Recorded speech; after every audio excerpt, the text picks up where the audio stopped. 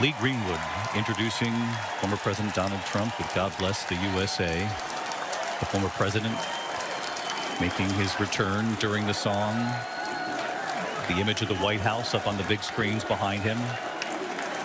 And if you notice there on the stage, it's left of our screen, stage right there, of the former president. The firefighter's uniform right there, number 27, Corey Compertor, the volunteer firefighter who was killed in Pennsylvania at the rally on Saturday.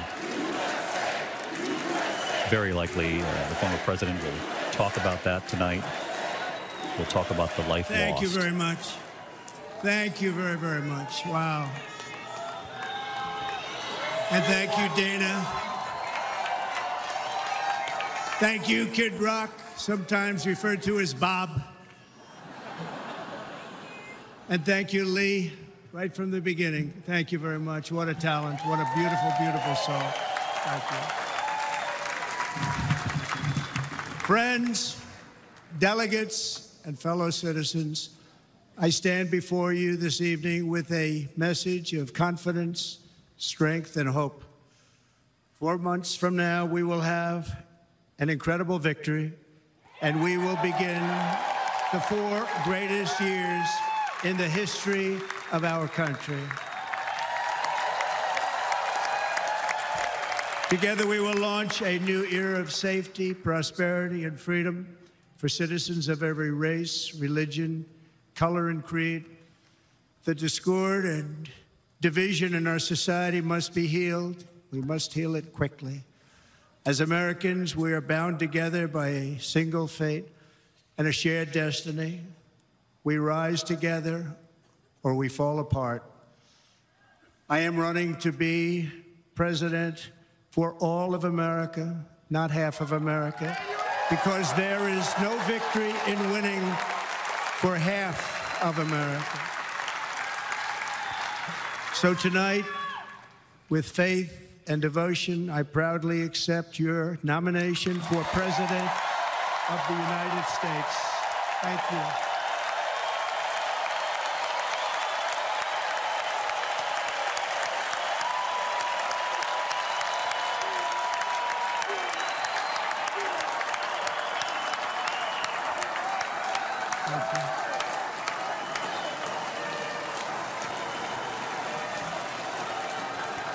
Thank you very much.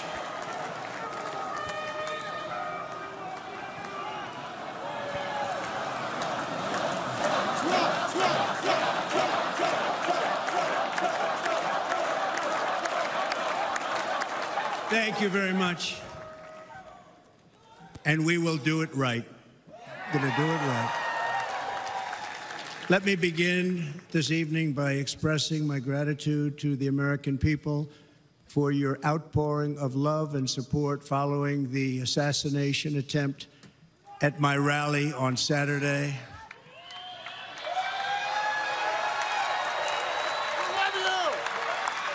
As you already know, the assassin's bullet came within a quarter of an inch of taking my life. So many people have asked me, what happened? Tell us what happened, please.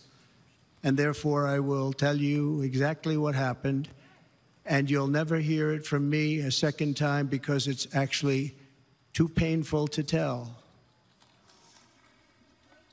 It was a warm, beautiful day in the early evening in Butler Township in the great Commonwealth of Pennsylvania. Music was loudly playing, and the campaign was doing really well. I went to the stage, and the crowd was cheering wildly. Everybody was happy. I began speaking very strongly, powerfully, and happily,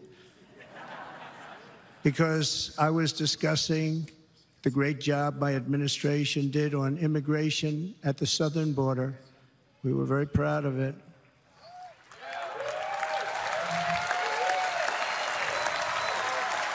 Behind me and to the right was a large screen that was displaying a chart of border crossings under my leadership. The numbers were absolutely amazing. In order to see the chart, I started to, like this, turn to my right and was ready to begin a little bit further turn, which I'm very lucky I didn't do, when I heard a loud whizzing sound and felt something hit me really, really hard on my right ear. I said to myself, wow, what was that? It can only be a bullet. And moved my right hand to my ear, brought it down. My hand was covered with blood, just absolutely blood all over the place.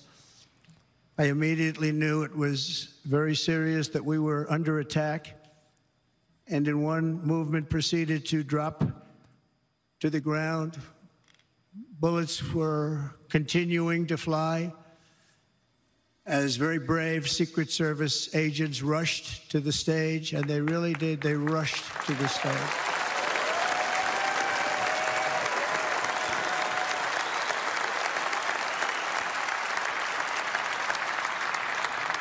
These are great people, at great risk, I will tell you, and pounced on top of me so that I would be protected. There was blood pouring everywhere, and yet, in a certain way, I felt very safe because I had God on my side. I felt that.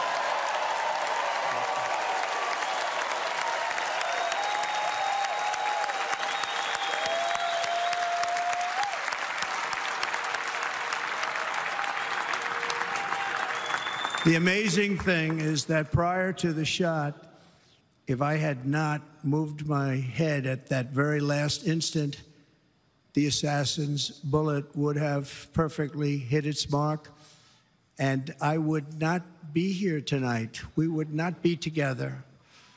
The most incredible aspect of what took place on that terrible evening in the fading sun was actually seen later. In almost all cases, as you probably know, and when even a single bullet is fired, just a single bullet, and we had many bullets that were being fired, crowds run for the exits or stampede, but not in this case. It's very unusual.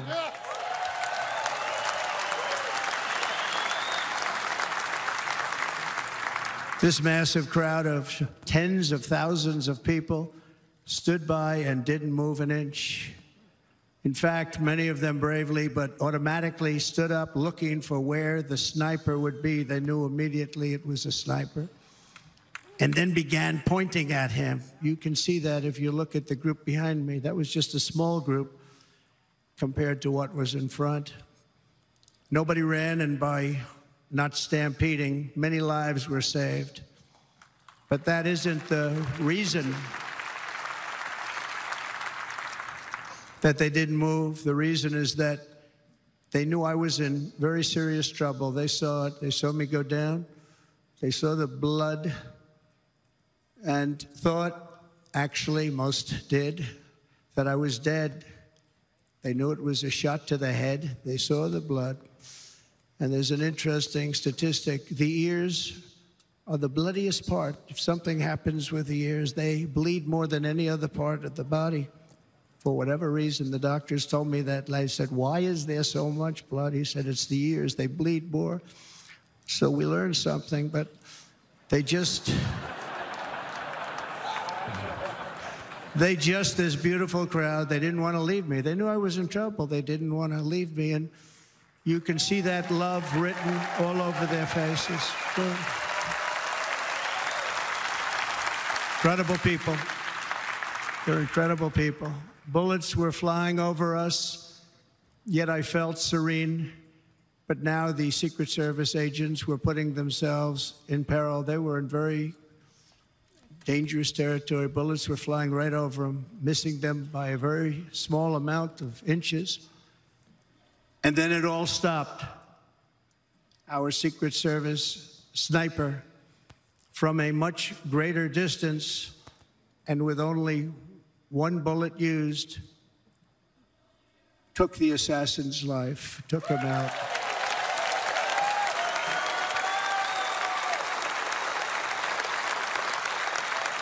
I'm not supposed to be here tonight.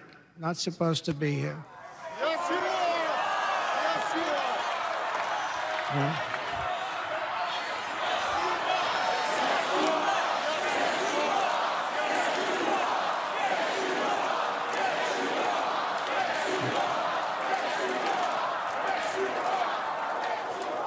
Thank you. But I'm not. And I'll tell you, I stand before you in this arena only by the grace of Almighty God.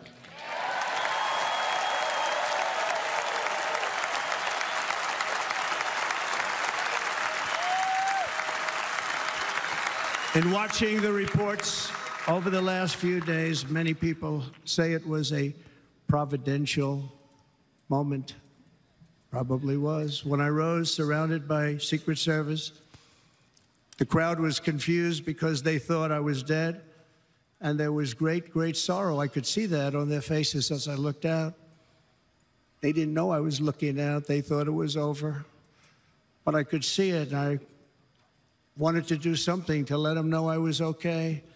I raised my right arm, looked at the thousands and thousands of people that were breathlessly waiting, and started shouting, "Fight, fight, fight."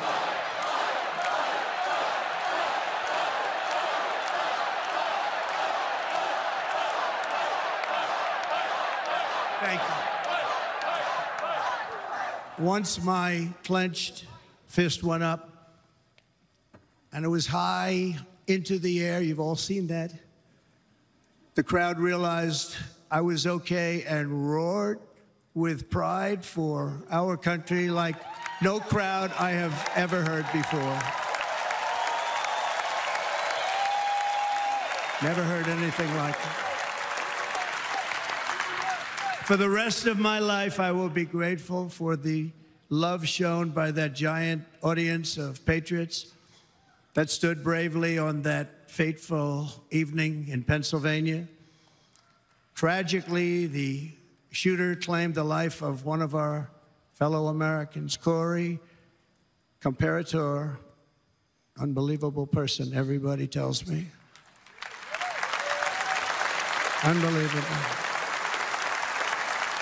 And seriously wounded, two other great warriors. Spoke to them today. David Dutch and James Copenhaver. Two great people. I also spoke to all three families of these tremendous people. Our love and prayers are with them, and always will be. We're never going to forget them. They came for a great rally. They were serious Trumpsters, I want to tell you. They were serious Trumpsters, and still are. But Corey, unfortunately, we have to use the past tense. He was incredible. He was a highly respected former fire chief, respected by everybody. Was accompanied by his wife, Helen, incredible woman. I spoke to her today, devastated, and two precious daughters. He lost his life selflessly, acting as a human shield to protect them from flying bullets. He went right over the top of them and was hit. What a fine man he was.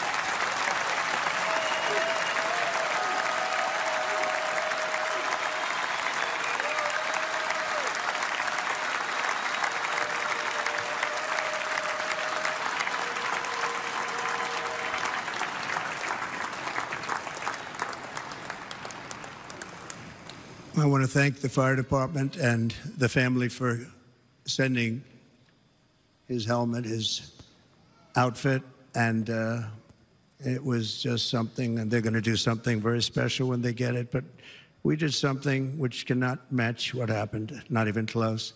But I am very proud to say that over the past few days, we've raised $6.3 million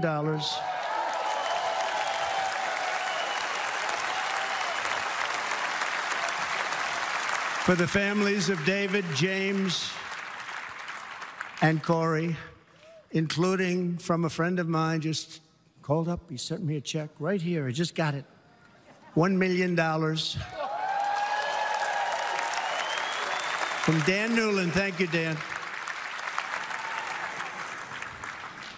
And again, when speaking to the family, I told them, I said, well, I'm going to be sending you a lot of money, but it can't compensate.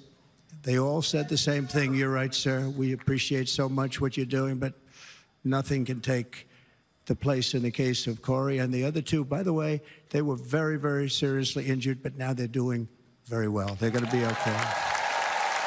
They're going to be doing very well.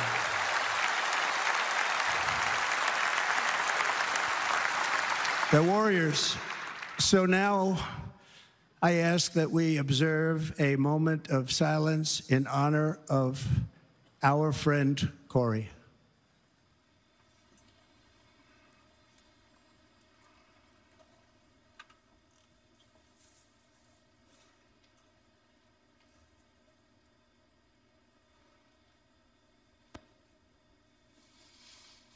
There is no greater love than to lay down one's life for others.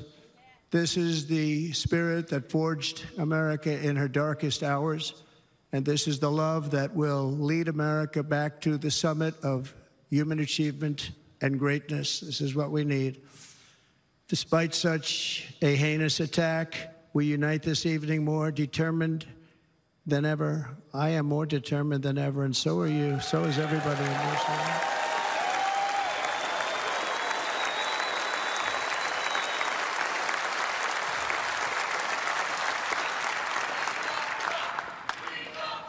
Thank you. Thank you very much.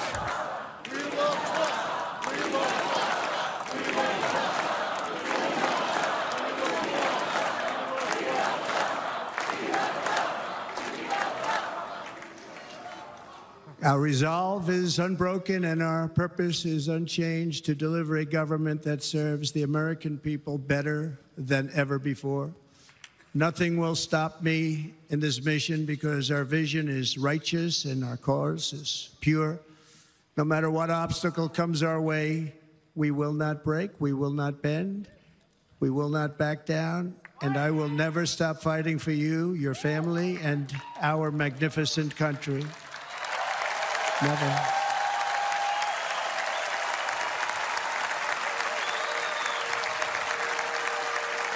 And everything I have to give with all of the energy and fight in my heart and soul, I pledge to our nation tonight. Thank you very much. I pledge that to our nation.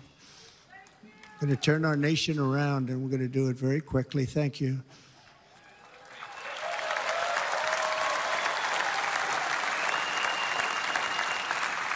This election should be about the issues facing our country and how to make America successful, safe, free, and great again.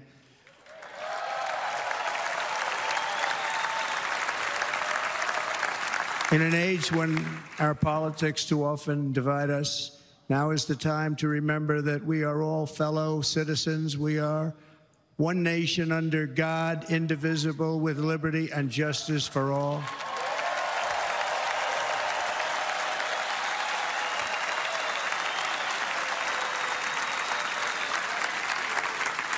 And we must not criminalize dissent or demonize political disagreement, which is what's been happening in our country lately at a level that nobody has ever seen before. In that spirit, the Democrat Party should immediately stop weaponizing the justice system and labeling their political opponent as an enemy of democracy.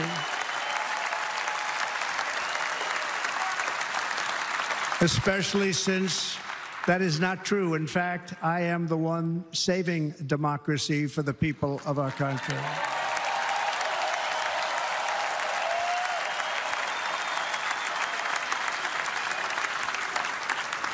And very big news, as you probably just read. On Monday, a major ruling was handed down from a highly respected federal judge in Florida, Eileen Cannon, finding that the prosecutor and the fake documents case against me were totally unconstitutional, and the entire case was thrown out of court.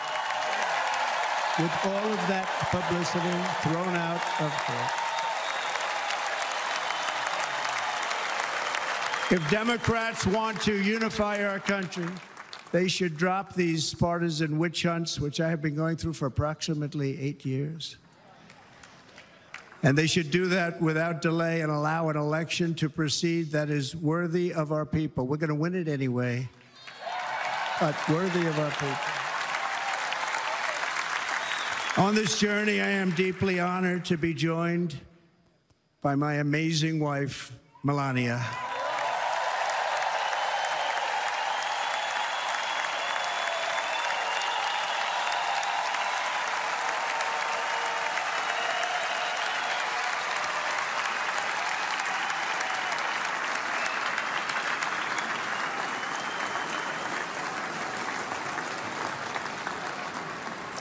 And Melania, thank you very much. You also did something really beautiful, a letter to America calling for national unity, and it really took the Republican Party by surprise. I will tell you, it was beautiful.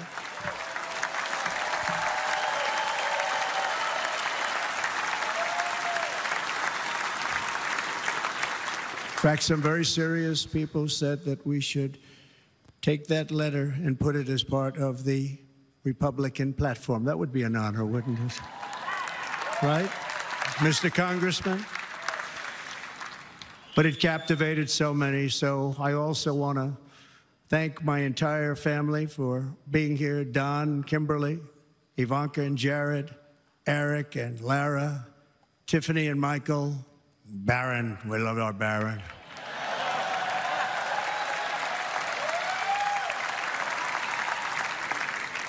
And of course, my 10 wonderful grandchildren. You saw a few of them up there on my lap before.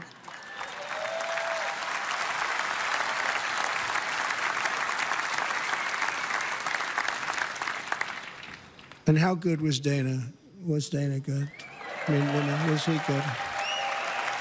You know, he was on probably the only vacation he's had in about, maybe ever, because he works, but about 10 years with his wife, very far away. I won't tell you where, but very, very far away, beautiful place. And my people called, and he said, yeah, I won't be able to do it. This is many, many years. I promised my wife I can't do it. And they came in, they said, Dana won't be able to do it, because he was my first, second, and third choice. I said, well, you know, that's too bad, but I understand he's away, and it's good. It's good for him. And that was it. About 30 minutes later, she came back in, sir, Dana just called, he's going to do it. And his wife, she said, you can't turn him down, you just can't do it, you have to go. That's a good wife.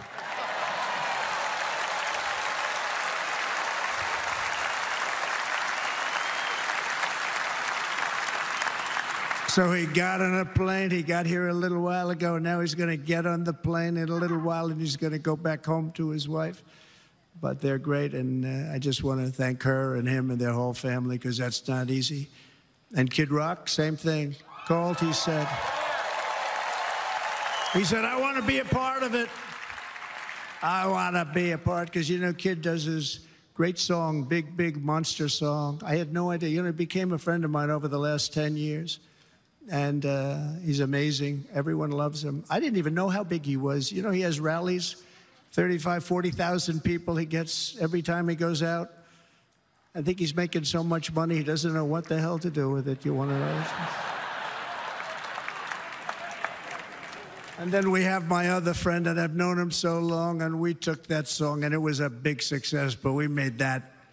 I saw a chart of great songs to America. That was #1 on the chart recently, #1, so. That's Lee Greenwood, a very special, beautiful person. He's a beautiful man. But they all wanted to be here. They called. And how about the Hulkster? How good was he? Is he up? Where is he? Boy, oh boy.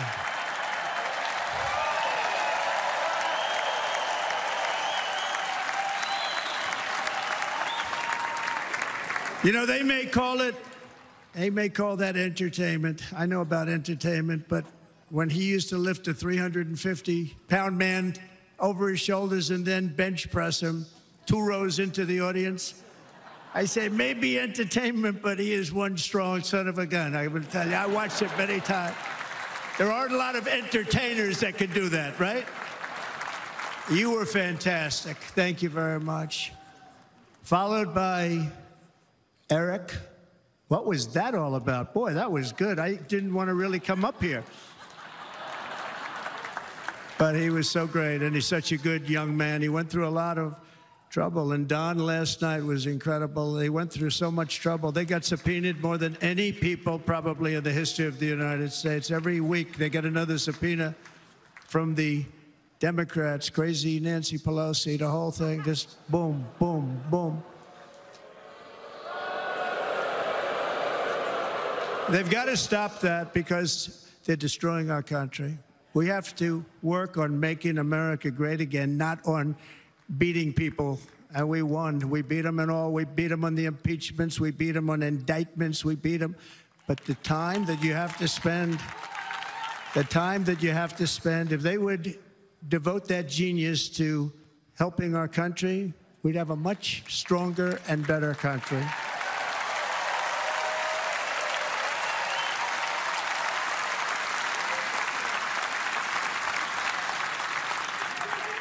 And Jason, the biggest star in country music. Jason, thank you for being here. Jason, thank you very much. Jason Aldean, he's good.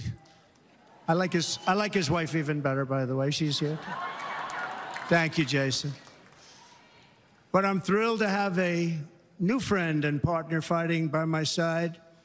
The next Vice President of the United States, the current Senator from Ohio, J.D. Vance, and his incredible wife, Usha.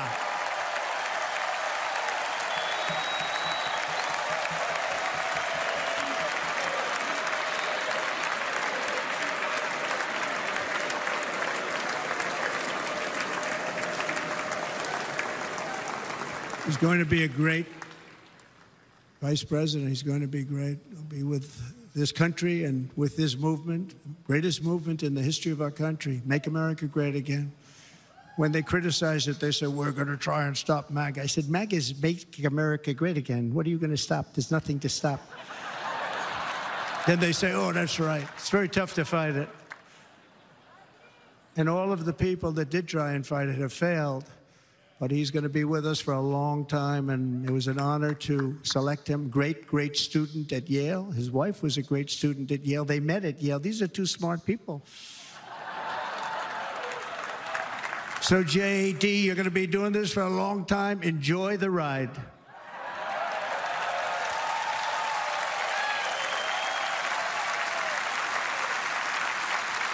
And a very special thank you to the extraordinary people of Milwaukee and the great state of... Oh, there they are. There they are. You are so easy to spot. And Green Bay's going to have a good team this year, right? They're going to have a good team. They're going to have a good team. Most of the audience doesn't like it, but it's true. You're going to have a very good team this year. And by the way, Wisconsin, we are spending over $250 million here, creating jobs and other economic development all over the place. So I hope you will remember this in November and give us your vote. I am trying to buy your vote. I'll be honest about that.